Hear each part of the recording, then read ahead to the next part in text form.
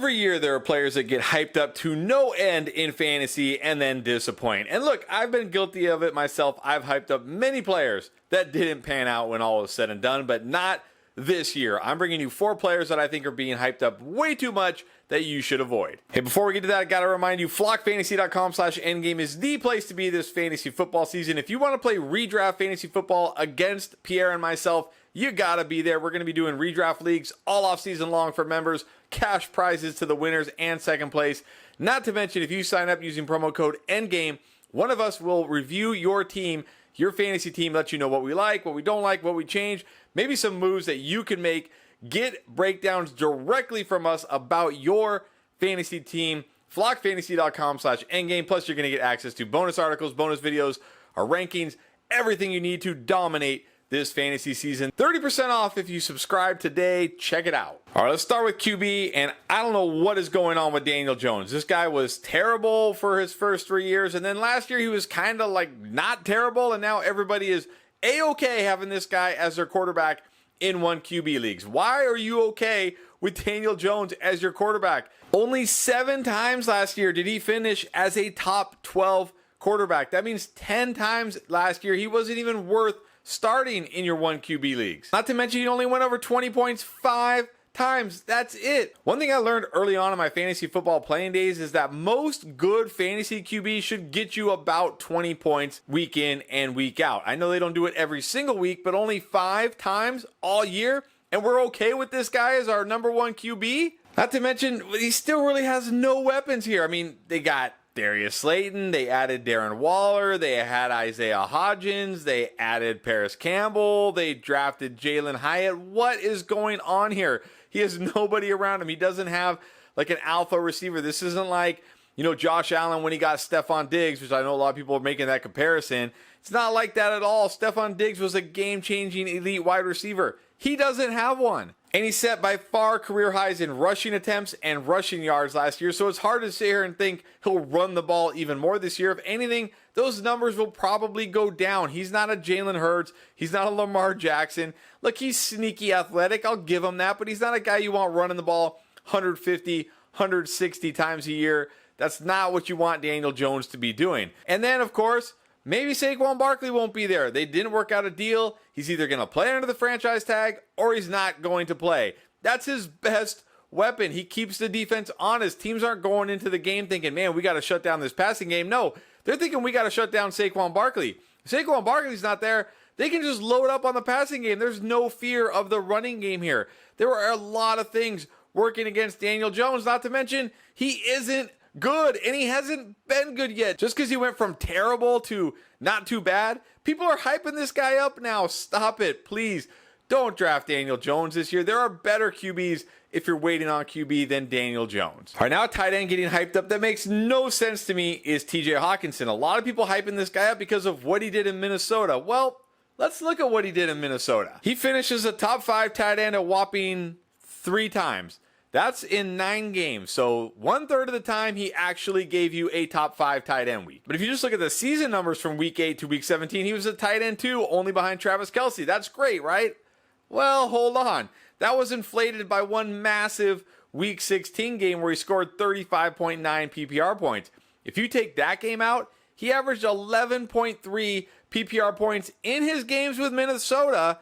That would have been tight end 7 over that stretch, barely ahead of Dawson Knox. Also, they just added one of the best wide receivers in the draft in Jordan Addison, who is a massive upgrade over Adam Thielen, who is complete dust at this point in his career. So you can't even bank on TJ Hawkinson being the number 2 target here. I don't know why this guy is getting hyped up so much. He wasn't even as good as people think he was last year. I think he'll be okay. I think he'll be a fine, like, set and forget kind of tight end, but he's typically going as a tight end 3 right behind Mark Andrews. Like, people are expecting this monster TJ Hawkinson year, and it's not going to happen. And look, I'm not picking on the Vikings, but I got to talk about Alexander Mattison at running back. This guy getting all kinds of steam because Dalvin Cook, we know, is gone. We don't know where Dalvin Cook's going to go yet, but we know he is gone. And now people are just looking at Alexander Mattison and looking back what he did in those few games where Dalvin Cook missed. But there's a couple things to be worried about here. Number one, when you look at Alexander Mattison in those games Dalvin Cook missed, somehow it was always against terrible run defenses like Detroit a couple times when they were one of the worst run defenses, Seattle when they were a terrible run defense. He just got these crazy good matchups. He's not a very good player. That's the real problem here. It's not like this is an elite running back who's been waiting in the wings, kind of like Tony Pollard was, and now he's getting his chance. This guy is not a good running back. He's never averaged more than 4.6 yards per carry in his career. He's averaged 3.7 and 3.8 yards per carry the last 2 years. And when you look at this guy's athletic profile, it's horrible. He's an absolute plotter. He is the definition of a plotter. This guy ran a 4.640 at his pro day.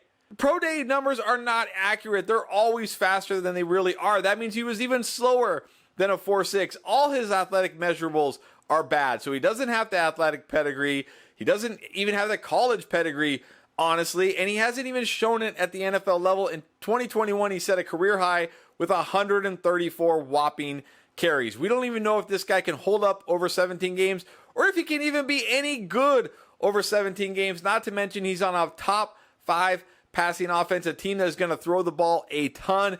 And not to the running backs. They have weapons. He's not going to have a massive target share. He's being way overhyped this year. People who are drafting him expecting solid RB2 production or more are going to be highly disappointed. All right, now before this last player, you get your fingers ready, start doing some knuckle cracks, whatever you got to do, because you're going to be dropping those comments. I know it's coming because everybody's going to be like, what? How can he say this player is overvalued? But George Pickens is 100% overvalued, and nobody seems to realize it. This is a guy who, as a rookie, did some things well, but a lot of things not well at all. So let's start with the things he did do well.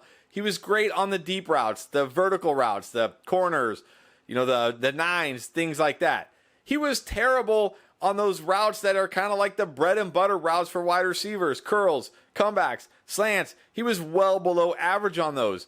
And the Steelers must have known it because they asked him to run the 9 route, a go route, basically just run straight, 34% of the time last year, which is one of the highest I've ever seen. It's astronomical. They just said, go out there and just run straight because he can't really do a whole lot else. Not only that, he struggled mightily against zone coverage, which is a huge red flag that this guy is not a polished route runner. And this is a troubling thing because so many teams are moving to zone defenses this year to try to neutralize these passing attacks. But my real issue with George Pickens is he doesn't fit this offense. It's exactly what I was saying last year when everybody was so excited about him, so excited to draft him. I said, as long as Kenny Pickett is there and Matt Canada is there, he doesn't fit. Because again, they're just asking him to run deep routes, and that's not what this offense does.